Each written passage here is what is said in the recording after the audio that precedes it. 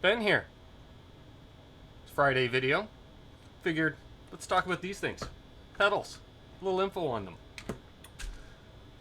So, I'm just going to reposition the camera. Yeah, so you get a little bit better look. And be right back. Okay, look at that. We're back. And a little bit better lighting and such. So, got 5 pedals here, ranging from your affordable Amazon-based to your major manufacturer, and then we've got smaller companies as opposed to true boutique. These are one-man operations. Just gonna do something that not everybody does, and that is take a look inside these things. Why? Because, well, when we get into this area, you'll see. I'm not saying there's Easter eggs, but there's Easter eggs. All right. So, I have pre-prepared. What's that? Like you prepare to prepare? I don't know. Anyways, I've taken 3 out of 4 screws, so we're not spending half the video watching me unscrew stuff. That's why when I was holding these up, you're like, oh, that sounds a little janky and loose. So the first thing I noticed, the first thing we're going to go for is an affordable Amazon pedal. Is it has by far the smallest housing out of the ones I've selected, but also the smallest screws. So we're going to pop off the back. The first thing we're going to do each time is we're going to look at the inside of the back plate. Why? More on that later. But nothing. Blank. They only have a label on the bottom. We'll take a look inside here. Excuse me as I burp. Alright, so this is the inside. And it does actually say on the circuit board here for the switch, it says Blues Drive. And then inside I can see it says Blue Screamer, which, as I've suspected for a number of years, there's one company making the circuits for these things, and then there's about 20 different logos placed on them. So there it is, very basic. Nothing really to see. Nothing to see here. So that's your affordable online purchase style, we'll call it. Oh, this one's coming apart already. Why? Because I almost took the screw out all the way already. All right. So moving on to a Boss product. Excuse me.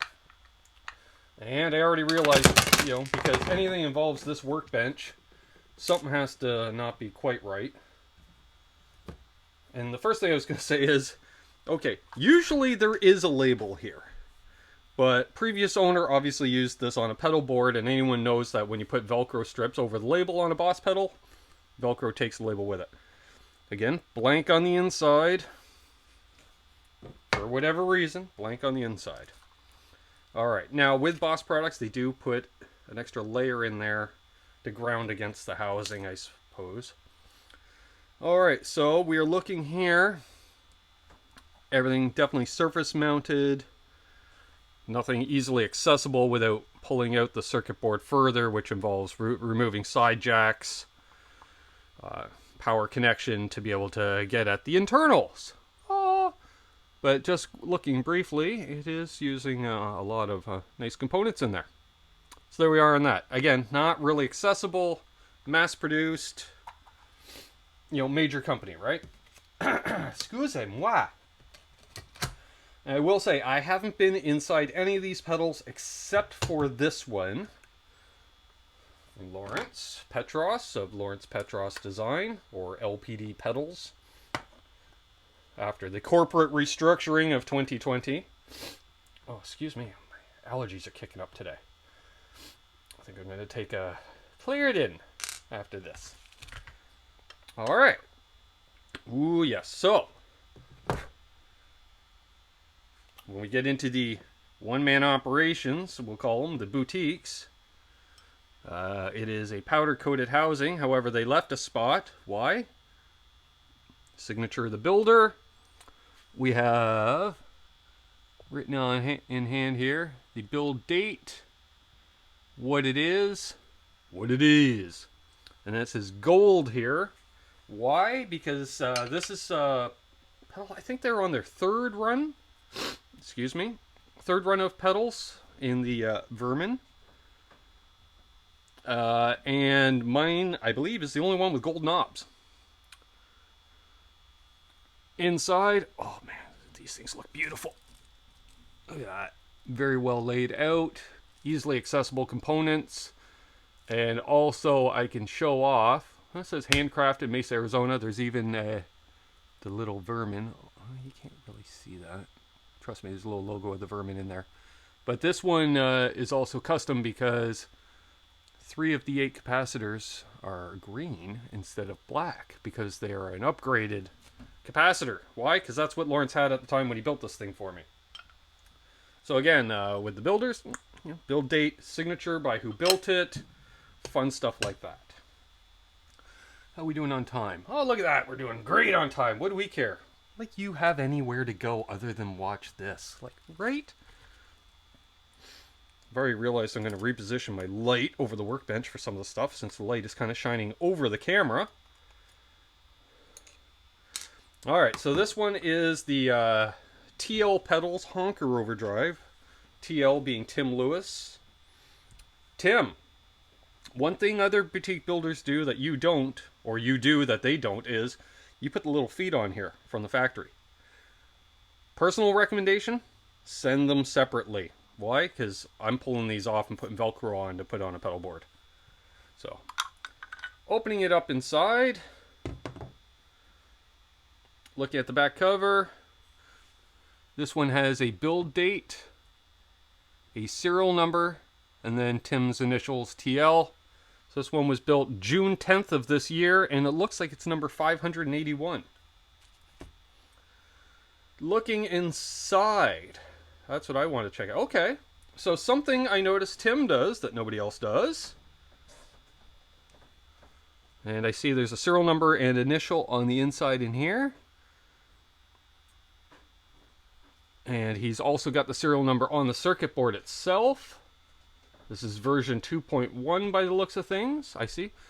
However, what I see here that I don't see in any of the other ones, yeah, okay, we can use that one too, is Tim uses the exposed, sort of like a guitar output jack, as opposed to these barrel jacks a lot of the other guys use. Not so much these ones, because that one's a top mount, but, oh, I just happen to have a one here, but these are the barrel jacks you see in a lot of the side mount pedals.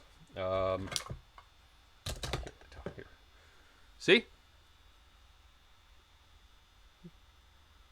Yeah, you can kind of see. You can kind of see. You get it? You get it. I was told to check at the wiring on this, and yes, Tim even takes the time to bend the wires out of the way. A good example of that is right up in there. Look at those wires. Ooh, fancy. Let's see here.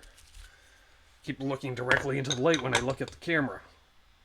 All right, Ben, there's only one left. You can do it.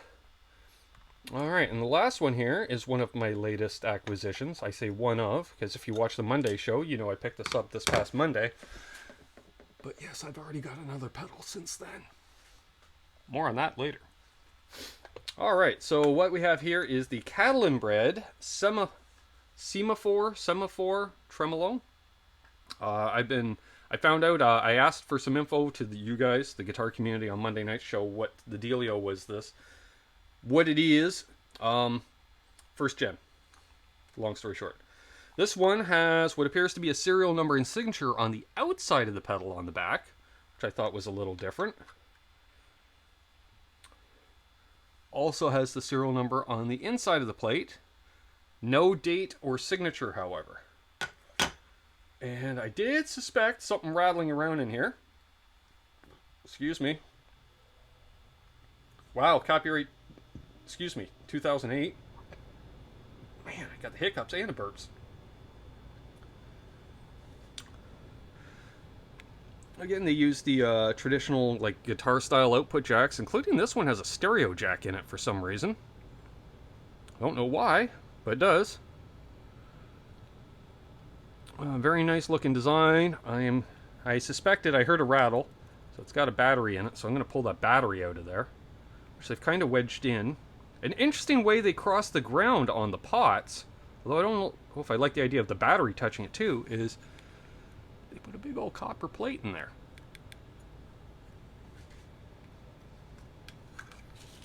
This is right here.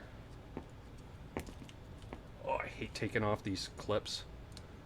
It's always the end that sticks out and that's prickly that I usually get some action going on there. Action as far as cutting skin, so we don't want that. So let's tuck that back inside. So there we are. Whenever you get a pedal, open it up, take a look inside, especially if you hear a rattle. Why? Because if you run these things on power supplies, there's no need to have batteries in them. And all you're doing is allowing that battery to sit in there and risk corroding, leaking, exploding, just causing chicanery. You don't want that, do you? Do you really? No, you don't. So definitely take a look inside your pedals. You never know what you're going to find.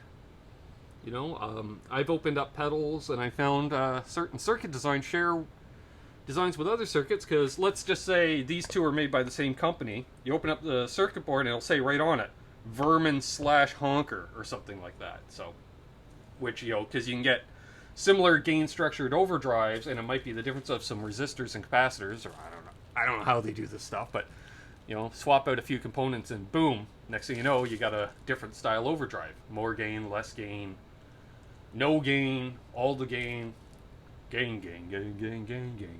All right, anyways, I'm rambling clearly. So I'm going to put these back together. Some of these are going back on my pedal board, and some of these are going onto the pile to be demoed.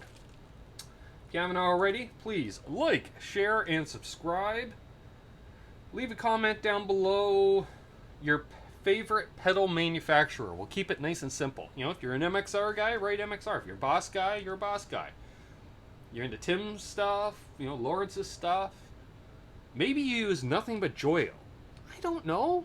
That's why I'm asking you to comment down below. So there we go. Until next time, I'm Ben. Hold those doors open. Right? Be good to each other. Be safe out there. Cheers.